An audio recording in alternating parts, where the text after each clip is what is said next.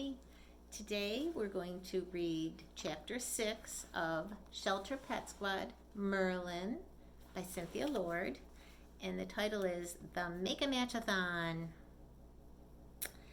The middle of the mall looked like a big animal fair. Many animal organizations and businesses were there. Shelters, companies that make pet toys, treats, dog trainers, and groomers. There were lots of tables and banners and balloons. Dogs and cats peeked out of cages. There were pens with puppies and kittens for people to hold. All around us there were people talking and dogs barking. The Make-A-Match-A-Thon is a Make-A-Noise-A-Thon, I told Mom as we walked past other organizations. Hey, there's our group, Mom said. Ms. Flores was standing behind a long table covered with a tablecloth that said Maplewood Animal Shelter. On our table were leashes and collars for sale, brochures, and clipboards with adoption forms. Besides Mrs. Flores, a woman was writing on a form, and a boy held Coco, a fuzzy brown little dog that had been at the shelter ever since I started volunteering 2 months ago. The boy held Coco against his shoulder, and she licked his ear. I was so happy for Coco that I smiled my first 100% happy smile since Ms. Kim told me 7 was too young to come to the Make-A-Match-A-Thon by myself.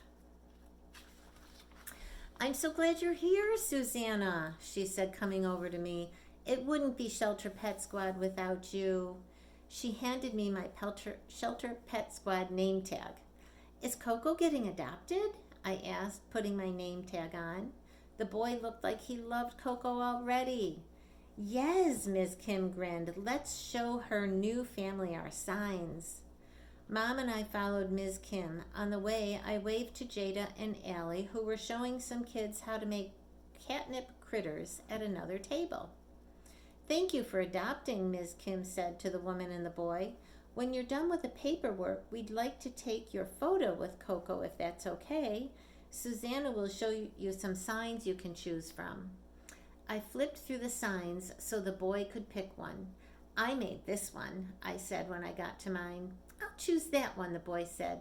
It really was love at first sight for us. Just take the sign over to the boy in the blue t-shirt. His name is Matt, Ms. Kim said. He'll take your photo. As Matt took their photo, the boy rested his cheek on Coco's head. Her tail was wagging and she looked so happy. I wish someone would love Merlin like that too. Has anyone taken the ferret quiz? I asked Ms. Kim. No, not yet, she said.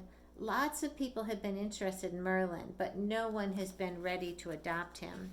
Would you like to see him? Oh, here's the boy with his puppy getting his picture taken at the Make-A-Match-A-Thon booth.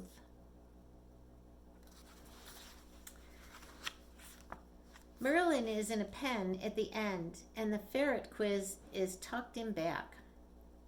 As Mom and I walked past the cages, I told her about the animals.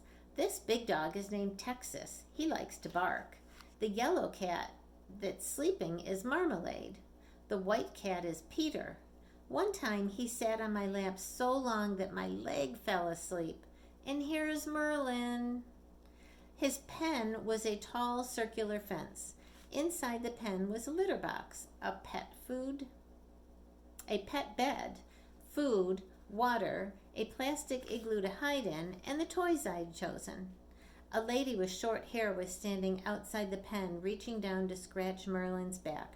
He swung his head around and grabbed the edge of the lady's coat sleeve in his teeth, ready to wrestle.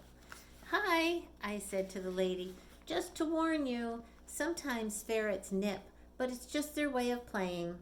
Oh, I know, she said, gently wrestling with him. I've had a ferret before. You have? My eyes flew wide open. Here was Merlin's chance. He's a great ferret. His name is Merlin. His first owner bought him at a pet store, but then got mad when he chewed a hole in her couch and dropped her watch down a heating vent, and I swallowed the rest of what I was going to say. I didn't want her to think he was a troublemaker. But the lady smiled. My ferret, Mitzi, once emptied an entire bag of flour all over my kitchen floor. She had a great time rolling in it. She was such a funny little rascal. Merlin jumped onto the woman's coat sleeve. She scooped him up, one hand under his hind legs and one around his back. She smiled at him, but her eyes were sad. Mitzi died a few months ago. Oh, I'm so sorry, Mom said, and the lady smiled. I was glad Mom knew what to say. Thank you, the lady said. Mitzi was more than a pet. She was a member of my family. She set Merlin gently back in his pen. I was just at the mall shopping when I saw him, and I had to come over. He's a fun ferret. I reached down to pick up the ferret's quiz from behind Merlin's pen. I was pretty sure the lady would know all the answers, but I was still going to ask the questions. And he already likes you. She sighed. He's wonderful, but I can't imagine having another ferret. No other ferret would be Mitzi. My heart dropped. I couldn't believe it. I'd found a great person to adopt Merlin, but she didn't want him. I looked down at the quiz in my hands. Do you know anyone looking for a ferret? We really want to find him a good home. I do know some other ferret owners. I'll tell them about Merlin. They'll help spread the word. The lady reached down to pat Merlin again. He put his nose in the sleeve of her coat. Then all I saw was his tail. Oh my goodness, she said, laughing. Then his tail disappeared. A big lump was moving up inside the lady's coat sleeve. Mom helped her unbutton her coat, and suddenly there was Merlin, right at the woman's shoulder, peeking out from inside her sleeve. You little rascal, you, the lady said. Merlin is always appearing and disappearing, I told her. She held him gently and placed him back in his pen. He's a great ferret. He'll make someone very happy. I'll do what I can to help you. Merlin and I both watched the lady until she was gone. I tried to interest him in the toys I'd picked for him, but he didn't want to play. He just lay down and watched the people walk by. He's tired, Mom said. It must be confusing for him to be here with all this activity. All afternoon, people came by to see Merlin. They loved to watch him and play with him, but not one person got past the behavior part of the quiz before deciding they wanted a cat or a dog. But cats and dogs are work too, I wanted to tell them. At 3 o'clock, Ms. Flores folded the tablecloth and packed up the leftover brochures. Jada and Allie cleared away the catnip, cardboard tubes, spoons, socks, and markers. Levi and Matt took down the balloons and stacked the signs. I stayed with Merlin until Ms. Flores put him in a pet carrier to take him to the van. Many animals had found homes today, but Merlin was going back to the shelter. Shelter Pet Squad, gather around, Ms. Kim said. I have an idea for a meeting next week. Let's make something fun for Merlin to cheer him up. Susanna, since you read about our ferret toys, would you like to choose our project? But what if Merlin gets adopted before next week? Allie asked. I hope that happens, Ms. Kim said. If it does, we can always give the toys to Merlin's new owner. What do you think, Susanna? Do you want to be in charge of our meeting next week?